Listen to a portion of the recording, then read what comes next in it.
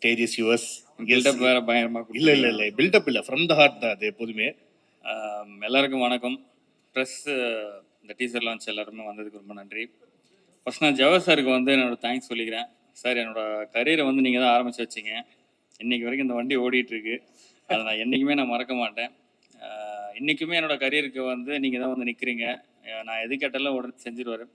அவர்கிட்ட வந்து ஒரு ஆர்டிஸ்ட்டாக அறிமுகமாக்கி இன்றைக்கி வந்து நாங்கள் வந்து ஒரு ஃபேமிலியாக இருக்கோம். அது எனக்கு நான் ஒரு ரொம்ப பெருமைப்படுறேன் சார். கண்டிப்பாக நான் உங்களோட இருக்கிறதுல நிறைய ஃபெஸ்டிவல்ஸ் ஆகட்டும், நம்ம ஃபேமிலிஸில் எது நடந்தாலும் நான் அங்கே இருக்கேன், நீங்கள் நம்ம வீட்டுக்கு வரீங்க. அது ரொம்ப ரொம்ப எனக்கு பெருமையான ஒரு விஷயம். அண்டு நான் உங்கள் பெரிய ஃபேன் சார். அது நான் உங்கள்கிட்ட நிறைய தடவை சொல்லியிருக்கேன். அந்த யாழினி மோகினி அண்டு திருச்சிற்றம்பலம் இதெல்லாம் வந்துட்டு அத்தனை தடவை பார்த்துருக்கேன். உங்களோட மேக்கிங் அண்டு நீங்கள் உங்கள் ஃபேமிலியில் வந்துட்டு நீங்கள் அந்த எந்த விஷயமா இருந்தாலும் நீங்கள் ஹேண்டில் பண்ணுற வந்து எல்லாமே கூலாக ஹேண்டில் பண்ணுவீங்க. அது எனக்கு ரொம்ப ரொம்ப பிடிக்கும். அது நான் நிறைய கற்றுருக்கேன் உங்ககிட்ட. இவர் எப்படி எந்த ஒரு சுச்சுவேஷனாலும் இவ்வளோ ஒரு காமாக ஹேண்டில் பண்ணுறாரு. ஸோ அது கண்டிப்பாக எல்லாருக்குமே தேவை சார். ஏன்னா நான்லாம் ஒரு பயங்கரமான ஓவர் திங்கர். நான் ஏதாவது ஒரு ஸ்டேஜுக்கு தெரியும், நான் ஏதாவது வந்து அப்படி யோசிச்சுப்பேன். ஐயோ அடுத்து என்ன ஆகிடும், தூக்கம் வராது. அது மைண்டுக்கு வந்து ஓகே இது கிளியர் அப்படின்னு தெரிஞ்சாதான் நான் அடுத்த கட்டத்துக்கே போவேன். அந்த மாதிரியான ஒரு ஆள். நான் உங்ககிட்ட நிறைய கற்றுக்கிட்டேன்.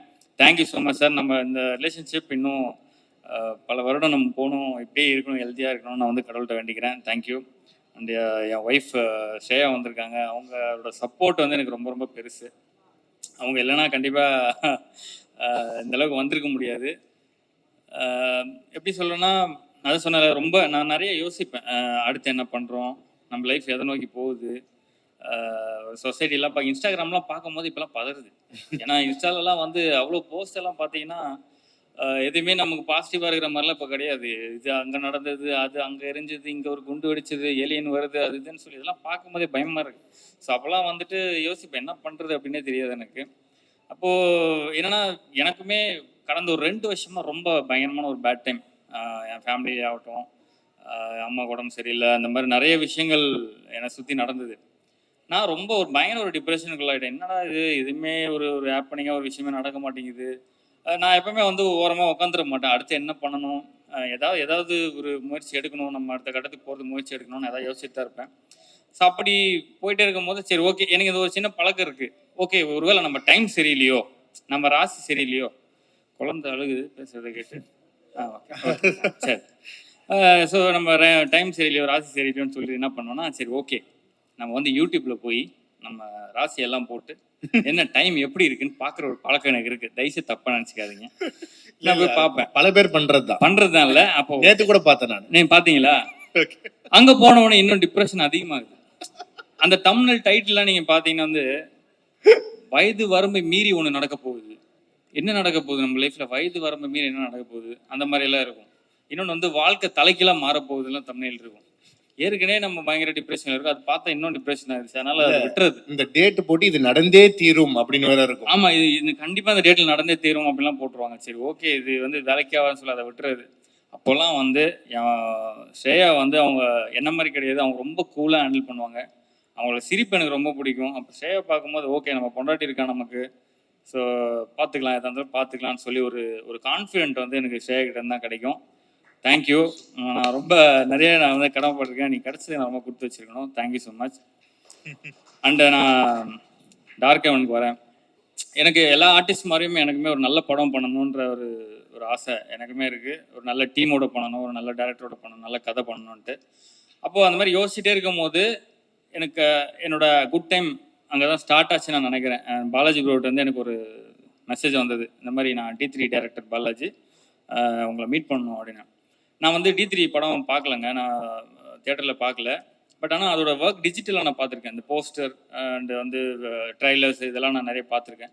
பார்க்கும்போது அதோட ஒர்க் வந்து நீட்டாக இருக்கும், நல்லா ஒரு மாதிரி கிளாரிட்டியாக குவாலிட்டியாக சூப்பராக பண்ணியிருப்பாங்க. பார்த்தோன்னே ஓகே நல்ல டேரக்டர் ஆச்சு அப்படின்னு சொல்லிட்டு டக்குன்னு நான் அவருக்கு கால் பண்ணி நானே உடனே கூப்பிட்டு பிரதர் எப்போ வரணும்னு சொல்லுங்கள், நான் வந்து மீட் பண்ணுறேன் அப்படின்னு சொல்லி நான் அவர் நேரில் போய் மீட் பண்ணேன். ஸ்டோரி சொன்னாங்க, சூப்பராக இருந்தது. ஒரு த்ரில்லர், ஒரு காப் ஸ்டோரின்னும் போது இப்போ என்ன மாதிரி வளர்ந்து வர இந்த ஏர்லி ஸ்டேஜில் ஒரு காப் ஸ்டோரி கிடைக்கிறது வந்து ரொம்ப ரேர்ன்னு தான் நான் நினைக்கிறேன். ஏன்னா அவ்வளோ ஈஸியாக டக்குன்னு வந்து அமைஞ்சிடாது ஒரு ஆர்டிஸ்ட்டுக்கு. எனக்கு ரொம்ப நான் லக்கியாக ஃபீல் பண்ணேன். ஓகே ஒரு காப் ஸ்டோரி இது நம்ம சூப்பராக பண்ணலாம். ஏன்னா ஒரு ஆர்டிஸ்ட்டுக்கு நம்மளை டிஃப்ரெண்ட்டாக நம்ம காமிச்சிக்கலான்ற ஒரு நம்பிக்கை எனக்கு இருந்தது. இந்த இந்த கதை நமக்கு கரெக்டாக இருக்கும், ஒரு சேலஞ்சிங்கான ரோல், இதை நம்ம கண்டிப்பாக எடுத்து பண்ணணும்னு அவர்கிட்ட நான் சொன்னேன். கண்டிப்பாக நான் பண்ணுறேன் ப்ரோ, 100% நம்ம பண்ணலாம் அப்படின்னு சொல்லி நான் சொன்னேன். ஸோ அப்படி கிடச்சது அந்த படம் சூப்பராக வந்திருக்கு. ஆனால் ஒரே ஒரு விஷயம் சொல்லிக்கிறேன், பாலாஜி ப்ரோ கண்டிப்பாக உங்களோட டேலண்ட்டுக்கு நீங்கள் வந்து கண்டிப்பாக ஒரு பெரிய இடத்துக்கு போவீங்க.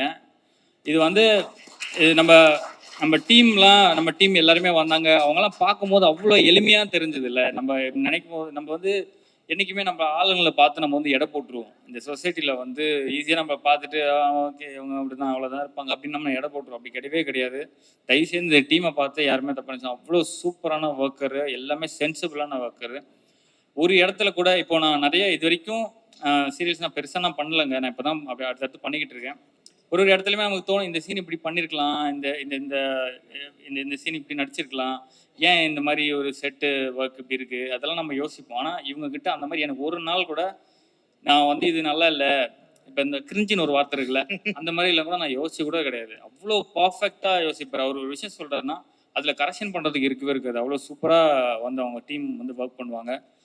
ஸோ சூப்பர் ப்ரோ, கண்டிப்பாக நீங்கள் ஒரு பெரிய இடத்துக்கு போவீங்க, அதில் எந்த ஒரு மாற்று கருத்தும் இல்லை. அடுத்தது வந்து இந்த படம் எனக்கு கிடச்சது வந்து ரொம்ப ரொம்ப நான் ஹாப்பியாக ஃபீல் பண்ணுறேன். இது கண்டிப்பாக சூப்பராக வரும். அந்த நம்ம கோபால் சார் பற்றி ஒரு விஷயம் நான் சொல்லி ஆகணும். அவர் வந்து என்ன சார் கன்னி பேச்சுன்னு தானே சொன்னீங்க? கன்னி பேச்சு. அவர் வந்து ரொம்ப ஒரு மோட்டிவேஷனலாக ஒரு ஸ்பீக்கர்னு வச்சுங்களேன். எனக்குலாம் வந்து ஸ்பாட்டில் எனக்கு அந்த டீம்லேயே அவர் தான் டைம் பாஸ். எனக்கு வந்து நான் ஃப்ரீயாக இருக்கும்போது நான் அவர் பக்கத்தில் தான் உட்காந்து பேசிகிட்டு இருப்பேன். ஆனால் ஒரு நாள் என்ன ஆயிடுச்சுன்னா அவரை பார்த்தாலே பயப்பட வச்சிட்டாப்ல. வந்துட்டு சார் வணக்கம் சார் அப்படின்னு சொன்னார்னாலே சார் ஓகே சார் நான் சொல்லிட்டு போயிடுவேன். என்ன ரீசன் அப்படின்னா, ஒரு நாள் நைட்டு 2 மணி வரைக்கும் ஷூட் போயிட்டுருக்கு, செம்ம பசி, நம்பால் வேற சாப்பிட மாட்டார்னாரு எல்லாரும் சொன்னாங்க. அவர் சாப்பிட மாட்டார், நம்மளையும் சாப்பிட வைக்க மாட்டேங்கிறாரு.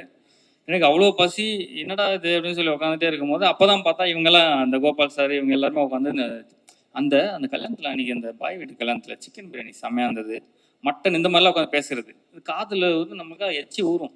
அப்போ ப்ரோ வேற வந்து என்ன சொல்றாரு, ப்ரோ அந்த சீன் பார்க்கும்போது நீங்கள் வந்து அந்த டைலாக் பேசி முடிச்சுட்டு த்ரோட் இப்படி முழுங்குனீங்க, அது அந்த மாதிரி பண்ணாதீங்க ப்ரோ அப்படின்னு சொல்றாரு. அப்படியா, சரி ப்ரோ, நான் அதை கட் பண்ணிக்கிறேன், அவாய்ட் பண்ணிக்கிறேன், அது மேபி ஒரு ஏதோ நமக்கு அது பழகிருக்கும், நான் அதை கட் பண்ணிக்கிறேன், ட்ரை பண்ணுறேன். இவர் உடனே ஏன் சார் அப்பப்போ நீங்கள் வச்சு முழுங்கினீங்கன்னா ஒருவேளை உங்களுக்கு சுகர் இருக்குமோ? எனக்கு வந்து நான் தான் சொன்னால நான் ஓவர் திங்கர், எனக்கு அது மண்டக்குள்ள ஓடிட்டே இருக்கு. ஐயோ நம்ம உடனே இவர்கிட்ட அதை லீவு கேட்டு நம்ம உடனே ஹாஸ்பிட்டல் போயிடலாமா, போய் ஏதாவது நம்ம டெஸ்ட் ஏதாவது பண்ணி பார்த்துறோமா, என்ன சார் சொன்னா அவர் 5 நிமிஷம் அவரே பார்க்குறேன். எனக்கு மண்டை ஒரு மாதிரி கையில் ஸ்வெட்டாக ஆரம்பிச்சிருச்சு, ஒரு வேலை இருக்குமோ அப்படின்ட்டு. அது மட்டும் இல்லை, அடுத்தது ஒரு தடவை என்ன ஆச்சுன்னா, ஒரு ஸ்டன் சீக்வன்ஸு ரொம்ப நேரம் ட்ரையல் பண்ணி கரெக்டாக குறிப்பாத்து என்னை தரையில் இறக்கிட்டாங்க. அது வேற விஷயம்.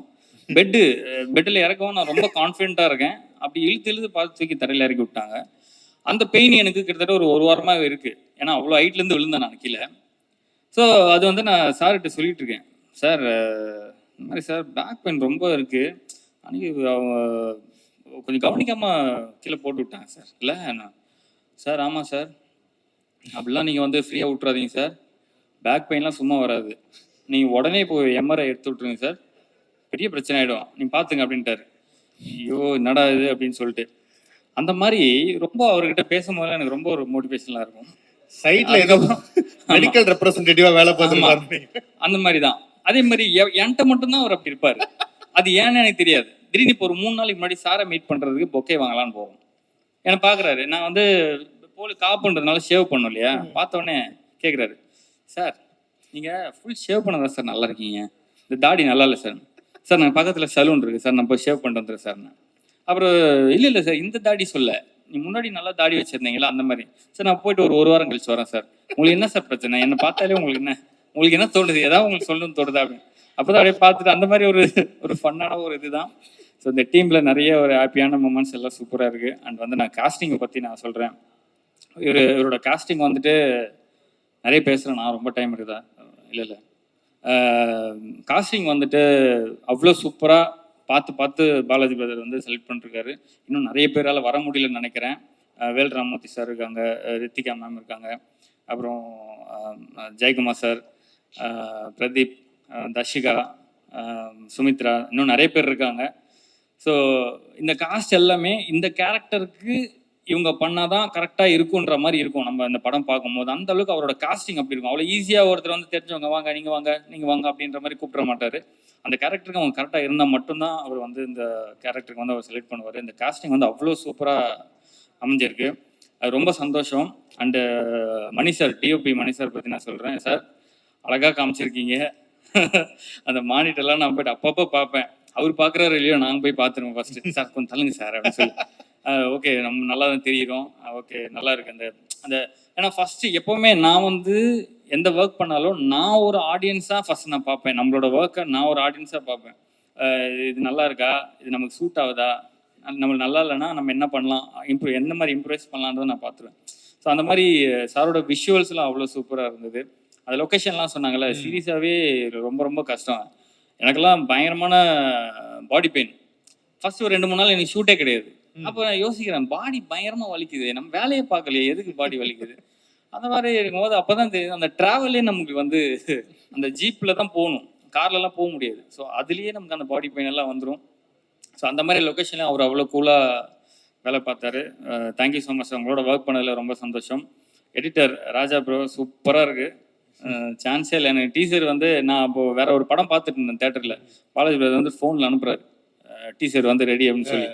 பார்த்து நானும் ஷேர்ட்ட சொல்லுமா டீசர் வந்துருக்குமான்னு சொல்லிட்டு தேட்டர்லேருந்து வெளியே வந்துட்டோம். அந்த படம் அப்புறம் பார்த்துலான்னு சொல்லிட்டு நேராக வெளியே வந்துட்டு டீசர் பார்க்குறோம். அவ்வளோ சூப்பராக இருந்தா. அவங்க சொன்னி சூப்பர் அப்படின்னு. அப்போ அவங்க முகத்தில் வந்து ஒரு இந்த சந்திரமுகியா ஒரு இது இருக்குல்ல, அந்த மாதிரி பரவாயில்ல நம்ம புதுசாக வந்து சூப்பராக ஒரு படம் பண்ணியிருக்காரு, நல்லா இருக்கு அப்படின்ற மாதிரி அவங்க ஃபேஸ். எப்பவுமே நம்ம சுற்றி இருக்கவங்களை பார்க்கணும், அவங்களோட ரியாக்ஷன்லாம் நமக்கு தெரிஞ்சிடும். நம்ம பண்ணுறது ஒர்த்தான வேலையா இல்லையான்றது. சுற்றி இருக்கவங்க நான் எப்பவுமே ஒரு சீன் அடிக்கும் போது கூட அந்த லைட் மேன்ஸ் எல்லாம் பார்ப்பேன். அவங்க வந்து அப்படின்ட்டாங்கன்னா முடிஞ்சது, ஓகே நம்ம ஏதோ இங்கே வந்து பிளேடு போட்டுட்டு இருக்கோம் போல இருக்குன்னு. அவங்களோட ரியாக்ஷன் நல்லா இருந்ததுன்னா சூப்பர்ப்பா அப்படின்ட்டாங்கன்னா ஓகே, அந்த மாதிரியான ஒரு இது. ஸோ சூப்பராக பண்ணியிருக்கீங்க bro Raja bro. And music director Sakthi bro சூப்பராக இருக்குது உங்கள் ஒர்க்கு. நீங்கள் அந்த ஜாக்கின்லாம் ஒரு படம்லாம் பண்ணிக்கிட்டு இருக்கீங்க. உங்களோட அந்த லைவ் மியூசிக் ஒர்க்லாம் நான் பார்த்தேன், சூப்பராக இருந்தது. அண்ட் நம்ம டீம் எல்லாருக்குமே நான் வந்து ரொம்ப நன்றி சொல்லிக்கிறேன். இது சூப்பரான ஒரு டீமாக அமைஞ்சிருக்கு. இந்த படம் கண்டிப்பாக ஒரு பெரிய படமாக வந்து இருக்குன்றதை நான் நம்புகிறேன். எனக்கு ஒரே ஒரு வருத்தமான ஒரே ஒரு விஷயம் என்னன்னா, நம்மளை சுற்றி இருக்கவங்க வந்து எல்லாருமே நண்பர்கள், எல்லாருமே வந்து எதிரிகள். நம்ம வந்து எப்படி ஐடென்டிஃபை பண்ணலாம்னா இன்னைக்கு இருக்கிற இந்த இன்ஸ்டாகிராம்லேயே நமக்கு தெரிஞ்சிருது. எதை வச்சு நான் சொல்கிறேன்னா, நம்ம இப்போ லைஃப்பில் வந்துட்டு நம்ம பெருசாக சாதிக்க முடியல, எனக்கு வந்து என்ன பண்ணுறதுன்னு தெரியல, ரொம்ப நம்ம ஃபெட்டப்போ ஒரு போஸ்ட் போடுறோம், ரொம்ப கவலையாக ஒரு போஸ்ட் போடுறோம் அப்படின்னா, அங்கே வந்து ஒரு நிறைய நம்மளை சுற்றி இருக்க அந்த நண்பர்கள் இருக்காங்க இல்லையா, அவங்களாம் வந்து லைக் போடுவாங்க, நமக்கு வந்து மோட்டிவேஷனலாக ஒரு 4-5 வார்த்தை சொல்லுவாங்க, அந்த மாதிரியெல்லாம் இருக்கும். இதே நீங்கள் வந்து ஒரு விஷயம் அச்சீவ் பண்ணுறீங்க, படிப்படியாக ஏதோ முன்னேறிட்டு இருக்கீங்க, ஏதோ பண்ணுறீங்க அப்படின்னும் போது நம்ம எதிர்பார்க்குற அந்த அந்த நண்பர்கள், அந்த சர்க்கிள் இருக்கிற நண்பர்கள் யாருமே உள்ளே வர மாட்டேங்கிறாங்க. ஒரு சப்போர்ட்டோ ஒரு இதுவோ அதை தெரிவிக்க மாட்டேங்கிறாங்க. அங்கே புரியுது, அங்கே நீங்கள் அதில் பார்த்தீங்கன்னா உங்களுக்கு தெரிஞ்சிடும் யார் யாரெல்லாம் உங்களை ஃபாலோ பண்ணுறாங்க, நீங்கள் பண்ணுறதை பார்க்குறாங்க, ஆனால் அவங்களோட சப்போர்ட் உங்களுக்கு கிடைக்க மாட்டேங்குதுன்ற நீங்கள் ஈஸியாக கண்டுபிடிச்சிடலாம் அந்த சோஷியல் மீடியா வச்சு. ஸோ அதில் வந்து நான் அது பார்க்க இந்த நம்ம கவின் பிரதர் கூட டாடா மூவியில் வந்து ஒரு டைலாக் ஒன்று சொல்லியிருப்பார், நம்ம நல்லா இருக்கலாம் ஆனால் உங்களோட நாங்கள் நல்லா இருந்துடக்கூடாதுன்றது. அதுதான் இங்கே இருக்குது ஆக்சுவலாக. நம்ம வந்து அதை பற்றிலாம் நம்ம வந்து ஆக்சுவலாக கவலைப்படவே தேவையில்லை. நம்ம ஒர்க்கை பார்த்துட்டு போயிட்டே இருப்போம். என்னன்னா அது அவங்க அது புரிஞ்சுக்கணும். நம்ம அந்த சர்க்கிள் வந்துட்டு இன்னைக்கு எனக்கு நல்ல நேரம் வருதா, நாளைக்கு உனக்கு வரும். இன்னைக்கு நான் உனக்கு கை தட்டுறேன், நீ நாளைக்கு எனக்கு கை தட்டு. அவ்வளோதான். எல்லாரும் சேர்ந்தே இருப்போம், சேர்ந்தே சந்தோஷமா இருப்போம், சேர்ந்தே வளருவோன்றது தான். பட் அதெல்லாம் பார்க்கும்போது ஒரு இதாக இருக்குது. பட் நம்ம ஏதாவது அச்சீவ் பண்ணும்போது யாருனே தெரியாத அக்கா, அண்ணன், தங்கச்சி, நம்ம இந்த இன்ஸ்டாகிராமில் இருக்கிற இந்த மக்கள் இருக்காங்கல்ல, அவங்கெல்லாம் வந்து அண்ணா நீ அன்றைக்கெலாம் வீடியோ போட்டுட்டு இருந்தேன், அதெல்லாம் நான் பார்த்துருக்கேன், நீ சூப்பராக நடிப்பேன், அன்றைக்கே தெரியும் நீங்கள் வந்து ஒரு படம்லாம் நடிப்பீங்க, அடுத்தடுத்து வருவீங்கன்ற நம்பிக்கை எனக்கு அன்றைக்கே இருந்தது. அந்த மாதிரிலாம் போடும்போது எனக்கு அது ரொம்ப சந்தோஷமாக இருக்குது. அந்த மக்கள் தான் நமக்கு வந்து எப்போவுமே இருப்பாங்கன்றதை நான் நம்புகிறேன். ரொம்ப ரொம்ப தேங்க்ஸ் எல்லாருக்கும். நான் ஏதாவது தப்பாக பேசியிருந்தா மன்னிச்சிருங்க. இந்த படம் வந்து கண்டிப்பாக சூப்பராக வரும், நல்ல குவாலிட்டியாக இருக்குது. எல்லாருமே பார்த்து சப்போர்ட் பண்ணணும் எல்லாரையும் கேட்டுக்கிறேன். Thank you so much. Thanks. Super. And உண்மையிலே நீங்க சொன்ன மாதிரி நிறைய அன்கண்டிஷனல் லவ் வந்து கொடுத்துட்டு இருக்காங்க. அது வந்து வீட்டில் பயங்கர பிளென்டியா கொடுத்துட்டு இருக்காங்க. அவங்கள இந்த நேரத்தில் நீங்களும் ஸ்டேஜில் வந்து a few words about his debut film அதை பத்தி பேசணும். Please come. வாங்க.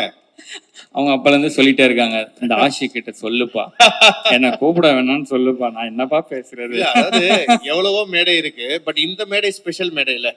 அதாவது எவ்வளவோ மேடைகள் ஏறி இருப்பீங்க, அவார்டு வாங்கியிருப்பீங்க, பட் இதுக்கு ஈடு இணை வேற எதுவும் சொல்ல முடியாதுல்ல. ஃபார் எக்ஸாம்பிள் உங்களுடைய ஹஸ்பண்ட் அவர் வந்து நடிச்ச ஒரு முதல் படம், அது முதல் படத்தோட teaser launch. How do you feel? Okay, first of all வந்திருக்கிற எல்லாருக்குமே என்னோட வணக்கம். ரொம்ப ஹாப்பியாக இருக்குது. நான் சித்தோட படத்தோட டீசர் இன்னைக்கு ரிலீஸ் ஆக போகுது. அண்ட் இங்கே வரைக்கும் அவங்க வந்திருக்காங்கன்னா அது வந்து உங்களோட பியோர் டெடிகேஷன் அண்ட் ஹார்ட் ஒர்க்னால. I am so proud of you. And கண்டிப்பாக இந்த படம் வந்து எல்லாருக்கும் பிடிக்கும்னு நினைக்கிறேன். ஏன்னா டீசரோட ஃப்ரேம் பை ஃப்ரேம் பார்த்தாலே தெரியுது ஹோல் டீமோட எவ்வளோ சின்சியரான ஒரு டெடிகேஷன் பேஷன் இருக்குன்றது நமக்கு தெரியுது. எனக்கு டீசர் வந்து ரொம்ப பிடிச்சிருந்தது. ஃபர்ஸ்ட் டைம் இவங்க காமிக்கும் போது எனக்கு ரொம்ப பிடிச்சிச்சு. அவ்வளோதான். இனிமே இந்த மூவி ரிலீஸ் ஆகும்போது உங்கள் கையில் தான் இருக்குது. நீங்கள் தான் இந்த மூவியாக தட்டி கொடுத்து என்கரேஜ் பண்ணணும். So keep supporting them. அவ்வளோதான். தேங்க்யூ. ஆமாம், thank you so much. Thank you Shreya. Yeah please நீங்க கீழே இருக்கலாம். அண்ட் நீங்க ஸ்டே பேக் ஹியர்.